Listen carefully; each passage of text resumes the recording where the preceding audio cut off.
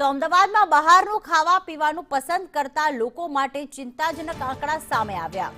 Ahmedabad municipal કોર્પોરેશનના health વિભાગના food ડિપાર્ટમેન્ટે 1 થી 15 જૂન દરમિયાન શહેરભરમાં સઘન ચેકિંગ હાથ ધર્યું હતું અને કુલ 1027 ખાદ્ય એકમોની તપાસ કરી હતી. આ દરમિયાન 409 ખાદ્ય નમૂનાઓ, 198 ટીપીસી ટેસ્ટ અને 307 જે નોટિસો છે તે ઇસ્યુ કરવામાં આવી. તપાસમાં ઠંડા પીણા, શેરડીનો રસ, દૂધ અને દૂધની બનાવટો તથા પનીર અને મસાલા, બેકરી પ્રોડક્ટ્સ, નમકીન સહિત વિવિધ ખાદ્ય પદાર્થોના નમૂનાઓ લેવામાં આવ્યા હતા. પરીક્ષણમાં 27 નમૂનાઓ અપ્રમાણિત જાહેર થયા, જેમાં 26 સબ સ્ટાન્ડર્ડ અને 1 અનસેફ હોવાનું સામે આવ્યું. અનસેફ કેસમાં કોર્ટમાં કાર્યવાહી થશે.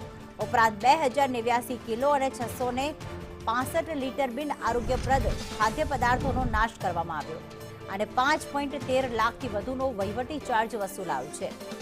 ગંભીર અનિયમિતતાઓના કારણે Munna Chinese and Mughlai, coffee stand અને Shri Matangi dairy and food product સહિત 3 એકમોને સીલ કરવામાં આવ્યા છે.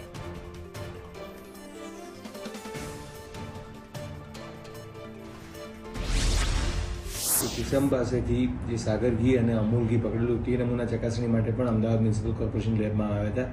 તે સબસ્ટાન્ડર્ડ જાહેર થયા છે. વધુમાં આ 15 દિવસ દરમિયાન કોર્પોરેશન દ્વારા 5 ટનથી વધુ જે નકલી ઘી, પામોલીન ઓઇલનો ઉપયોગ કરીને ઘી વપરાતું હતું તે પણ જથ્થો જપ્ત કરવામાં આવ્યો છે. કોર્પોરેશન દ્વારા સતત આ પ્રકારના જે ફૂડ આઇટમ્સ છે એનું ચેકિંગની કાર્યવાહી હાથ ધરવામાં આવી રહી છે અને FSSAI એક્ટ અંતર્ગત અને GPMC એક્ટ અંતર્ગત જે નમૂનાઓ અનસેફ કે સબસ્ટાન્ડર્ડ આવે છે તે સમય વિરુદ્ધ કાર્યવાહી કરવામાં આવી છે.